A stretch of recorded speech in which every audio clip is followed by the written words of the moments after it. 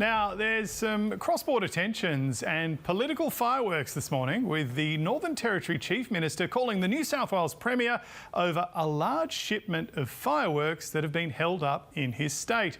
Fireworks are legally allowed in the Northern Territory for one night a year on the 1st of July, but Leah Finocchiaro says a shipment is currently being held up in New South Wales. Let's head to our reporter in Sydney and former Territorian Melissa McKay. Melissa, what do we know? Good morning, Catherine. Well, I can tell you that there are very few things that Territorians hate more than southern bureaucracy, especially when it is threatening their right to blow things up on the 1st of July. As you mentioned, Cracker Night, for the uninitiated, is an absolute night of chaos in the Northern Territory. It is the one night of the year that Territorians are allowed to let off fireworks. There are very few rules around where exactly fireworks can be let off. You will often find yourself on Cracker Night in any open public space dodging fireworks that seem to be going astray.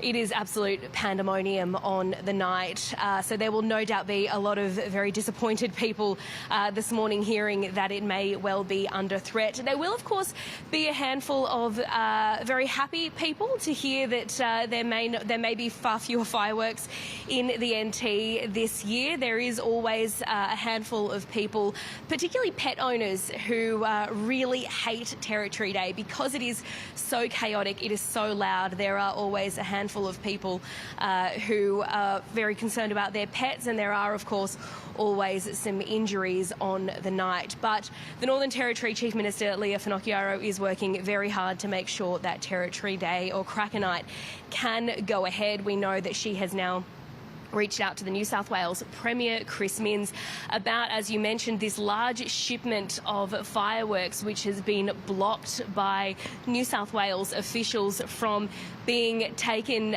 to the Northern Territory. So hopefully that can get sorted out between now and the 1st of July, Catherine, because it is a massive day for Territorians who will no doubt be very disappointed if their fireworks don't make it in time. Here's hoping it gets resolved fast. Thanks, Mel.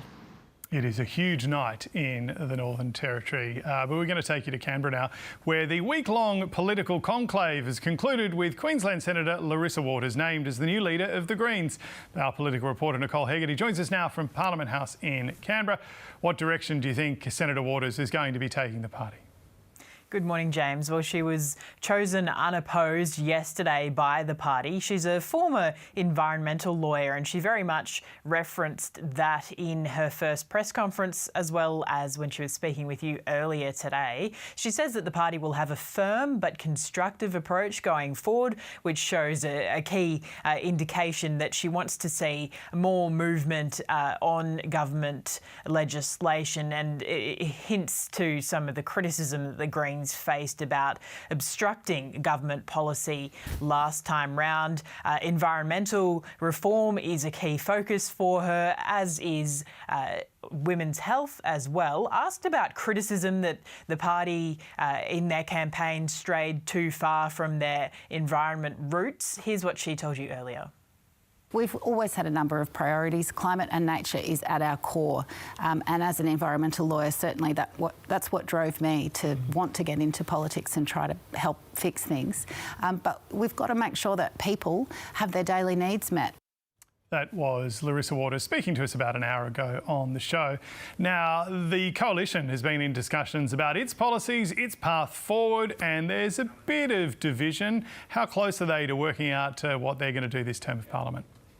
That's putting it mildly, James. Very much yet to be settled. The coalition agreement for this term. Some of the major issues standing out are whether or not to continue with the Liberal Party and National Party's plan that they took to the election for a nuclear-powered future.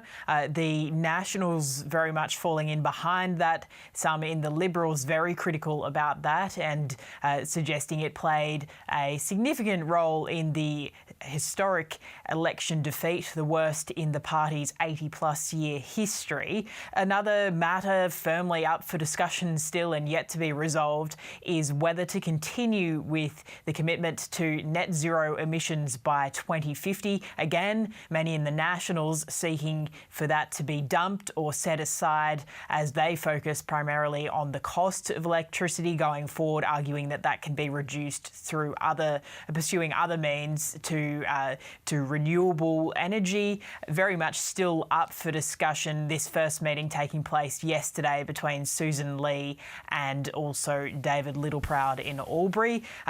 Yet to be this formal agreement on the coalition going forward, and some in the Nationals are actually pushing for the parties to part ways. We wait with interest as this fallout continues from the election. Yeah, it might take a bit of time to resolve yet. All right, Nicole Hegarty, thank you.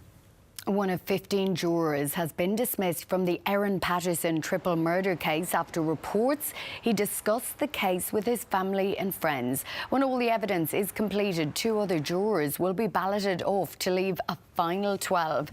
Yesterday, Victoria's chief toxicologist told the court death cap mushroom toxins were detected in beef Wellington leftovers found in Ms Patterson's bin. A man is still on the run after allegedly stabbing an immigration guard and assaulting another while being transported to Sydney Airport yesterday morning. New South Wales Police say he is a 28-year-old Villawood Immigration Detention Centre detainee. The public are being urged not to approach him. A man is critical but stable after being bitten by a shark at Port Noarlunga in Adelaide South. There's been an increasing number of shark sightings across South Australia. Founder of Sharkwatch SA, Anton Covino, was there in the aftermath of the attack and says the recent algal bloom may be affecting shark behaviour. Western Australia's opposition leader has accused the state government of a lack of due diligence after a contractor chosen to help build Perth's new maternity hospital entered voluntary administration. WA's Health Infrastructure Minister says the withdrawal is a hurdle that will be overcome. The facility is set to open in 2029, with the government promising the timeline won't be affected. Ukraine and the US have accused Russia of not treating planned peace talks in Turkey seriously. Volodymyr Zelensky and the US Secretary of State Marco Rubio both say Russia has sent a low-level delegation to meet with Ukrainian officials. US President Donald Trump said nothing will happen regarding the conflict in Ukraine until he meets his Russian counterpart, Vladimir Putin. Obviously, he wasn't going to go. He was going to go, but he thought I was going to go. He wasn't going if I wasn't there. And I don't believe anything's going to happen, whether you like it or not, until he and I get together. But we're going to have to get it solved because too many people are dying.